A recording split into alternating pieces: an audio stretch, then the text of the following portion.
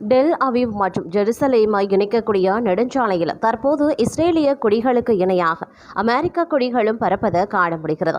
ஈரானுக்கு எதிரான மோதலில் அமெரிக்கா ஆற்றிய பங்குக்கு பகிரங்கமாக நன்றி தெரிவிக்கும் ஒரு வழியாகவே இது பார்க்கப்படுகிறது. போர் தொடங்குவதற்கு 4 மாதங்களுக்கு முன்னரே தனது பதவியில் இருந்து விலகிய இஸ்ரேலின் முன்னாள் தேசிய பாதுகாப்பு ஆலோசகர் சாட்சி ஹெனாய்பி நிலைமைகள் எவ்வாறு மாறியுள்ளன என்பதை விளக்கினார். ஈரானிடமிருந்து வரக்கூடிய நம்பகமான இராணுவ அச்சுறுத்தலை அங்கீகரிக்க வேண்டும் என மட்டுமே நாங்கள் முன்பு அமெரிக்க நிர்வாகங்களிடம் கெஞ்சி கொண்டிருந்தோம் அப்படின்னு அவர் சொல்லியிருந்தார்.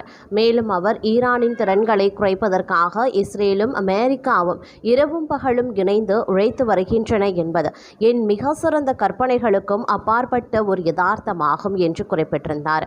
அதாவது முன்பு ஈரானுக்கு எதிராக அமெரிக்காவிடமிருந்து ஒரு வலுவான ஆதரவை பெறுவதற்கு இஸ்ரேல் சிரமப்பட்டது. ஆனால் தற்போது இரு நாடுகளுக்கும் இராணுவ நடவடிக்கைகள் தீவிரமாக இணைந்து செயல்படுகின்றன. இது நடக்கும் என்று அவர் ஒருபோதும் கற்பனை கூட செய்து பார்த்ததில்லை என்கிறார். ஈரானுக்கு எதிரான இராணுவ நடவடிக்கையில் இஸ்ரேலுடன் இணைவதாக அமெரிக்கா எடுத்த முடிவு இஸ்ரேலுக்கு புதிய வாய்ப்புகளை உருவாக்கியுள்ளது. இரு நாடுகளும் தத்தமது பலத்திற்கு ஏற்ப இலக்குகளை பிரித்துக் கொண்டு பொறுப்புகளை பகிர்ந்து கொள்வதாக அதிகாரிகள் தெரிவிக்கின்றனர். இருப்பினும் இஸ்ரேல் பிரதமர் முன்பு குறிப்பிட்டிருந்ததைப் போல ஈரானுடனான இந்த போர் இஸ்ரேலின் பிற பிராந்திய பிரச்சினைகளை தீர்க்கவில்லை. ஈரானில் மேற்கொள்ளப்படும் கூட்டு இராணுவ நடவடிக்கைகளை முடித்துக் கொள்வது அல்லது குறைத்துக் கொள்வது குறித்து அமெரிக்க அதிபர் டொனால்ட் ட்ரம்ப் பேசி வரும் நிலையில் காசா, சிரியா போன்ற பகுதியில் இஸ்ரேலிய படைகள் இப்போதும் நிலைநிறுத்தப்பட்டிருக்கின்றன.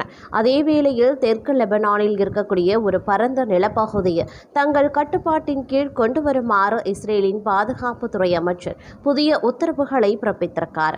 ஈரானின் நட்பு அமைப்பான ஹெஸ்புல்லாவிடம் இருந்து வரும் தாக்குதல்களில் இருந்து தங்களை பாதுகாத்துக் கொள்ளும் பொருட்டு இந்த பகுதி ஒரு பாதுகாப்பு மண்டலமாக மாற்றப்பட்டு வருகிறது.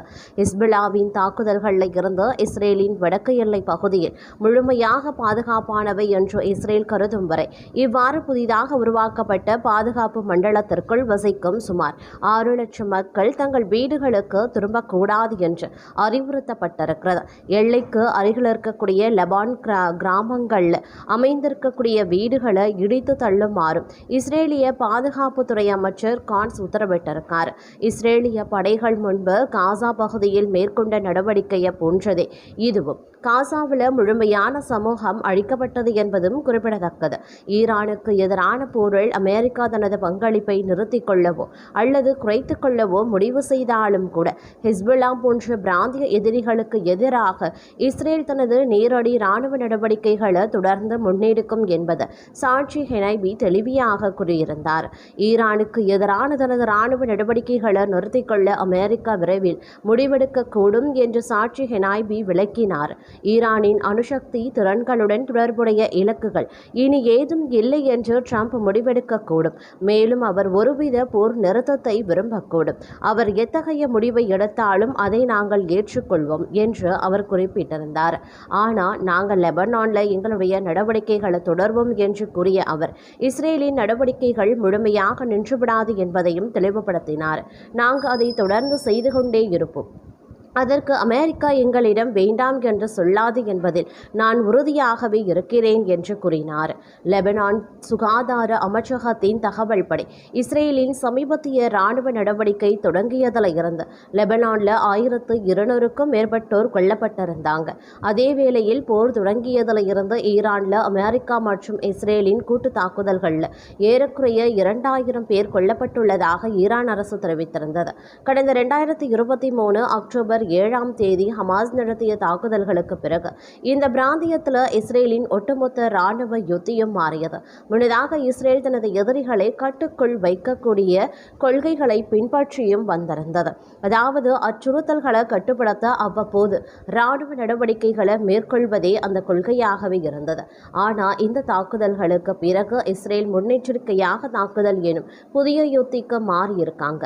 அதாவது ஏற்படக்கூடிய அச்சுறுத்தல்களை தடுப்பதற்காக எதிரிகள் மீது தான் முந்திக்கொண்டு தாக்குதல் நடத்துவதே அந்த யுத்தியில் ஏற்பட்ட இந்த மாற்றம் இஸ்ரேலை ஈரானுடன் நேரடி மோதல் சூழலுக்குள் இழுத்து சென்றிருக்கிறது. காசா, சிரியா, லெபனான் போன்ற பகுதியில் இஸ்ரேல் பாதுகாப்பு மண்டலங்கள் என்று அழைக்கும் பகுதிகளை உருவாக்குவதற்கும் இது வழிவகுத்திருக்கிறது.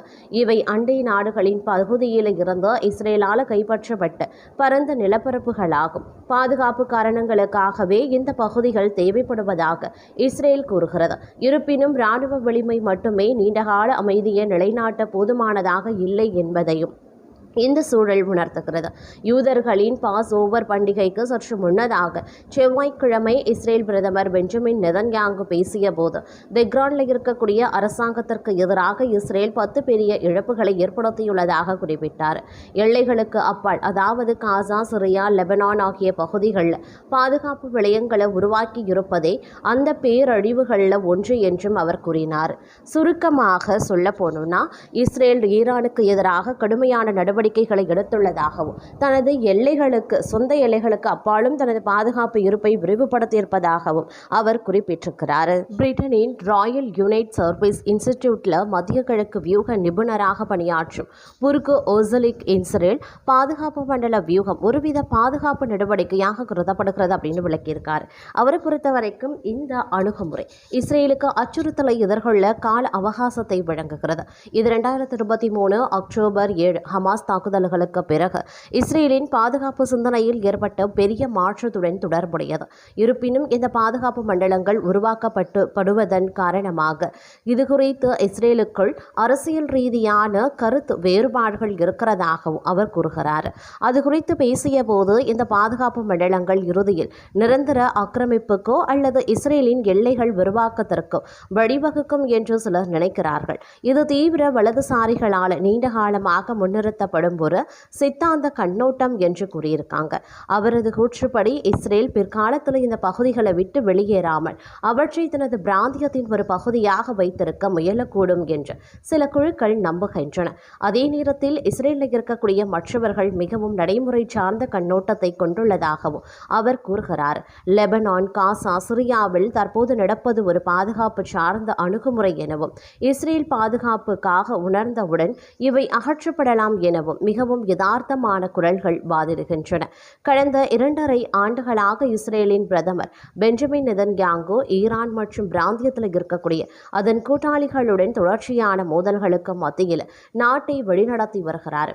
ஒவ்வொரு முறையும் அடுத்த போர் நீண்டகால பாதுகாப்பை கொண்டு வரும் எனவும் இஸ்ரேலின் எதிரிகளை தோற்கடிக்கும் எனவும் அவர் உறுதியளித்திருக்கார். உதாரணமாக, வெறும் 9 மாதங்களுக்கு முன்பு ஈரானுடனான இஸ்ரேலின் முந்தைய போருக்கு பிறகு நெதன்யாங்கு நாட்டு மக்களிடம் தலைமுறைகளுக்கு நிலைத்து நிற்கும் ஒரு வரலாற்று வெற்றியை அடைந்துவிட்டதாகவும் ஈரானின் அணு ஆயுதங்கள் மற்றும் பாலிஸ்டிக் ஏவுகணைகளால் ஏற்பட்ட அச்சுறுத்தல்களை அகற்றிவிட்டதாகவும் கூறியிருந்தார். ஆனால் ஒவ்வொரு மோதலுக்கும் முன்னும் பின்னும் இத்தகைய வலுவான கூற்றுகள் இருந்த போதிலும் இஸ்ரேலில் இருக்கக்கூடிய பலருக்கு யதார்த்தம் மிகவும் வித்தியாசமாகவே இருக்கின்றது.